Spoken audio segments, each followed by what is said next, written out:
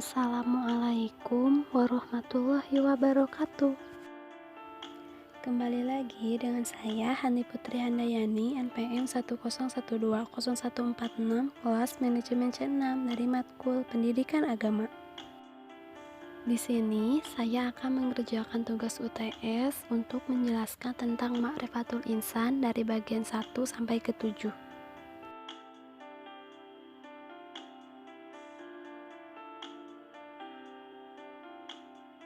Yang pertama, pengenalan manusia. Manusia adalah salah satu makhluk ciptaan Allah Subhanahu wa Ta'ala yang memiliki peranan penting dalam kehidupan di muka bumi. Manusia juga dipandang sebagai makhluk yang paling tinggi derajatnya dibandingkan makhluk Allah Subhanahu wa Ta'ala yang lainnya. Bahkan Allah menyuruh para malaikat untuk bersujud kepada Adam alaihi salam.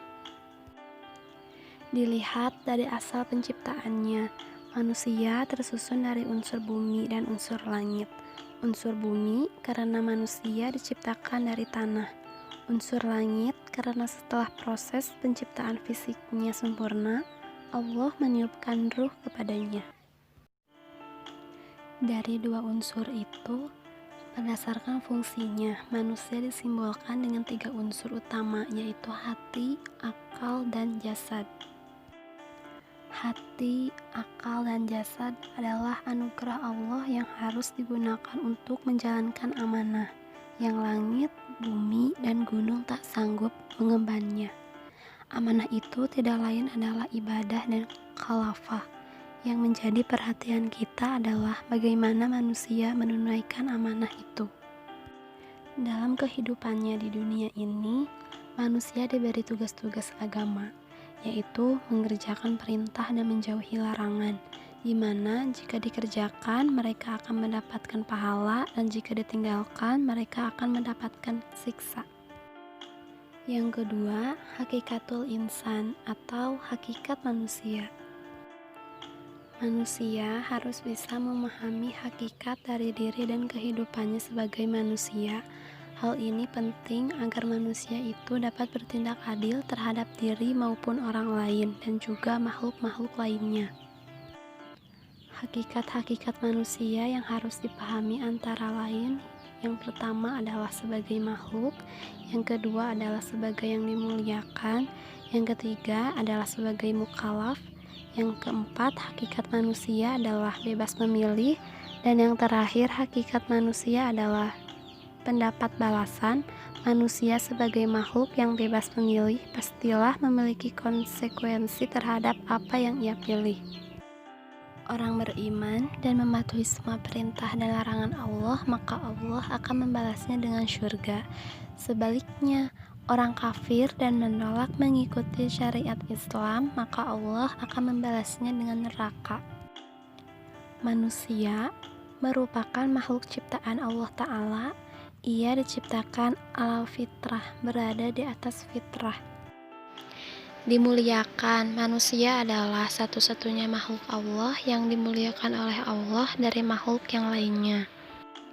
Setiap perbuatan pasti akan mendapat balasan atas apa yang telah ia perbuat Allah, maka hendaklah manusia dapat memilah apa yang akan ia lakukan.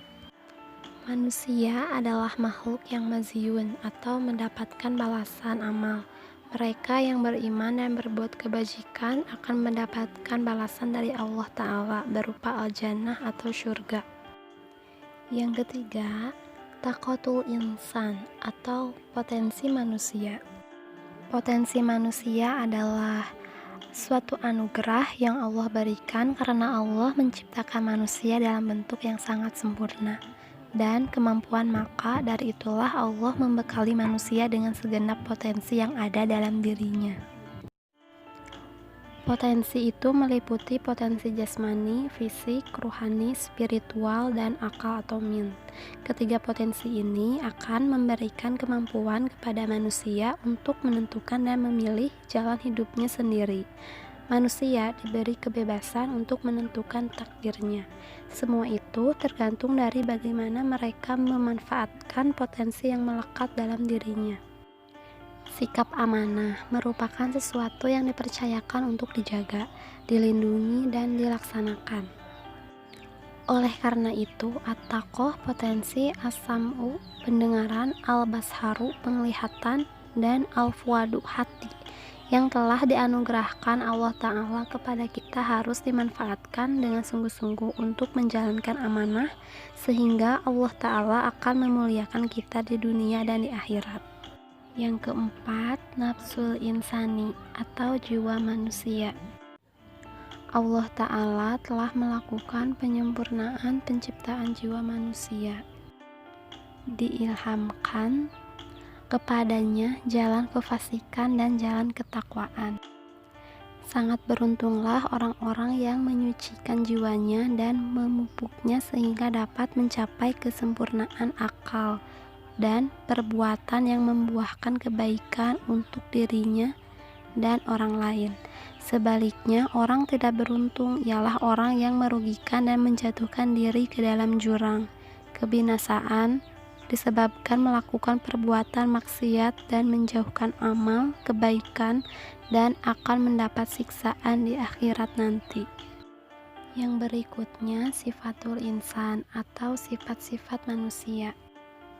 Manusia adalah makhluk hidup yang terbentuk dari banyak sifat yang membentuknya. Secara umum, sifat manusia terbagi dalam dua kelompok besar, yaitu sifat kebaikan dan sifat keburukan.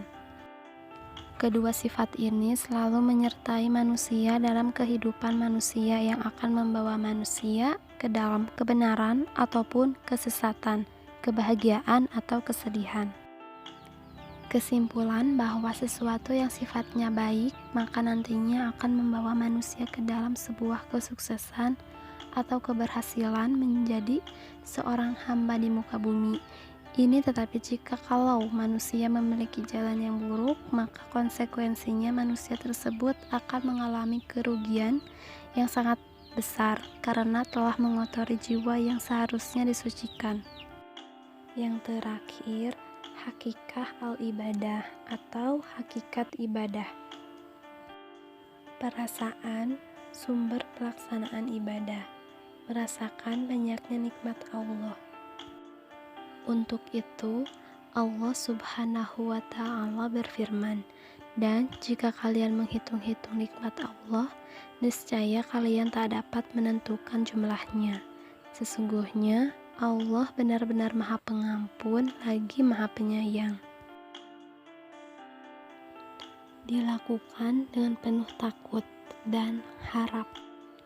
Allah Subhanahu wa Ta'ala memberikan petunjuk kepada hamba-hambanya agar mereka berdoa memohon kepadanya untuk kebaikan urusan dunia dan akhirat mereka. Untuk itu, Allah Subhanahu wa Ta'ala berfirman, "Berdoalah kepada Tuhan kalian dengan berendah diri dan suara yang lembut." Menurut suatu pendapat, makna yang dimaksud ialah mengucapkan doa dengan perasaan yang rendah diri, penuh harap, dan dengan suara yang lemah lembut. Tafsir Ibnu Katsir. Firman Allah Subhanahu wa Ta'ala, "Dan janganlah kalian membuat kerusakan di muka bumi sesudah Allah memperbaikinya." Allah Subhanahu wa Ta'ala melarang perbuatan yang menimbulkan kerusakan di muka bumi dan hal-hal yang membahayakan kelestariannya sesudah diperbaiki, karena sesungguhnya apabila segala sesuatu berjalan sesuai dengan kelestariannya, kemudian terjadilah pengerusakan padanya, hal tersebut akan membahayakan semua hamba Allah. Maka Allah Subhanahu wa Ta'ala melarang hal tersebut dan memerintahkan kepada mereka untuk menyembahnya dan berdoa kepadanya serta berendah diri dan memohon belas kasihannya. Untuk itulah Allah Subhanahu wa Ta'ala berfirman, "Dan berdoalah kepadanya dengan rasa takut atau tidak akan diterima dan harap akan dikabulkan, yakni dengan perasaan takut terhadap siksaan yang ada di sisinya, dan penuh harap kepada pahala berlimpah yang ada di sisinya. Sekian risum tentang Ma'rifatul Insan dari bagian 1 sampai ke 7. Saya pamit dan terima kasih. Wassalamualaikum warahmatullahi wabarakatuh.